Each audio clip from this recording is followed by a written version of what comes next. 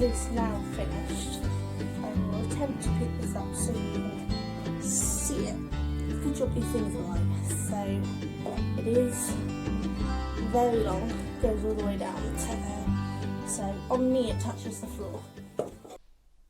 Hi guys, so I'm just going to show you how to make these cute little bookmarks. They're basic origami. These are cute little dogs, and they're just going to sit on the edge. They can be made in multiple different sizes depending on how much you want the ears to stick out, but I think they're rather cute and maybe good for your little kids to encourage them to read if they have cute little bookmarks. I make them with the smaller size mainly, but I'm going to make it with the bigger size this time around to make it easier for you to follow along.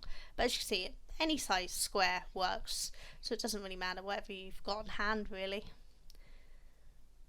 So first we're going to fold a centre crease on the diagonal. So we're just going to take one corner up to the other corner and then fold that down. I use my bone folding tool to give a nice good crease.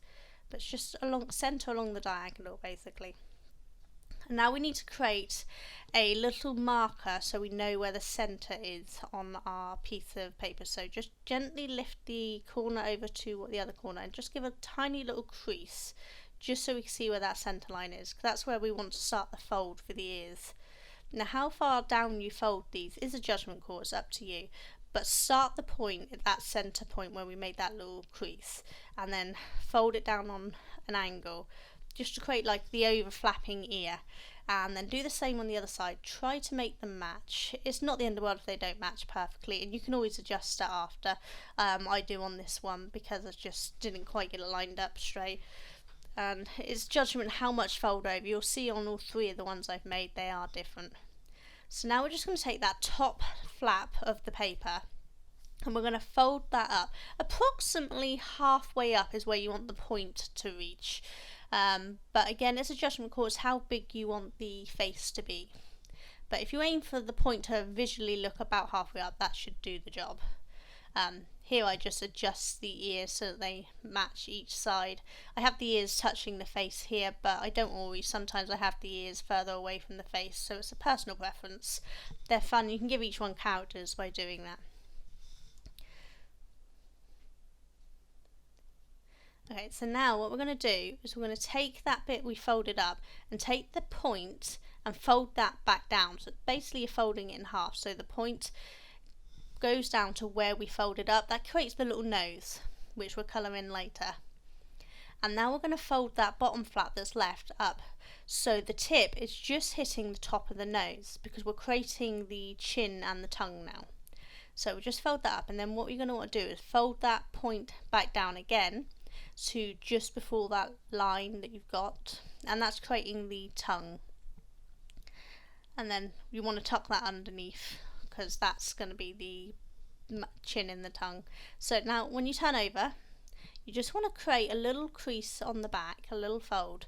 It doesn't have to be perfect, you're just creating a little smaller chin. So just pick somewhere along the fold, along the bottom to fold it, leaving a smaller chin and tucking those bits out the way.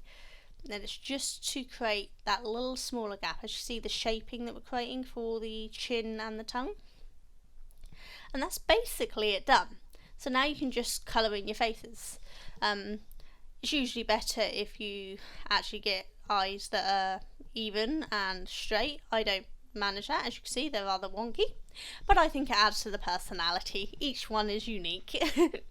So I'm just making the eyes a little bigger here because I made them a little too small.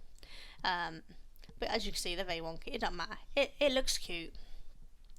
So once you've done the eyes, all you want to do is colour in the nose. I'm just using a basic pen I have here. You can use felt tips. It'd probably be easier to use felt tips, to be honest, but I don't have any. So I'm just colouring in the tip of the nose so it's all black, because you know most dogs have a little cute black nose. So there's not much to do here.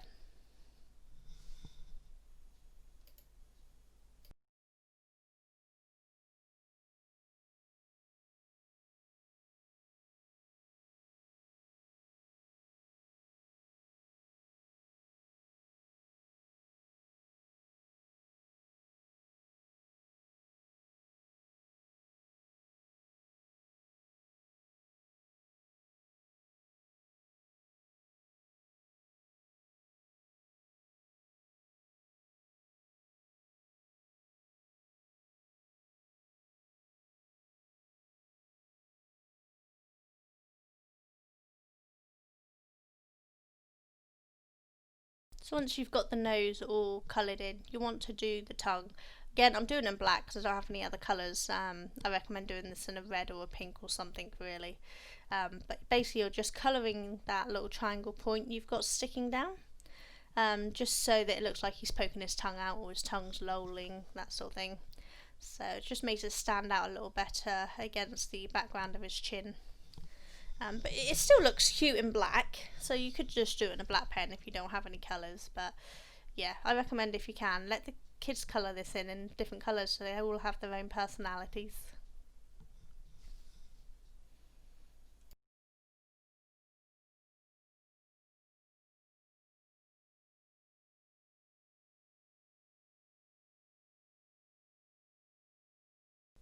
Once you've got the tongue coloured in, what you could do is just fold the very tip over. So you just take the point off and give a more rounded tongue.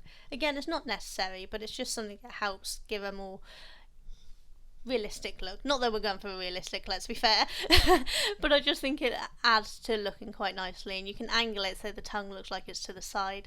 But that's it done really. So nice, quick and simple. As you can see, the ears are at different angles in each of them, but they look really good, I think. So have fun making them. See you all soon. Take care. Bye.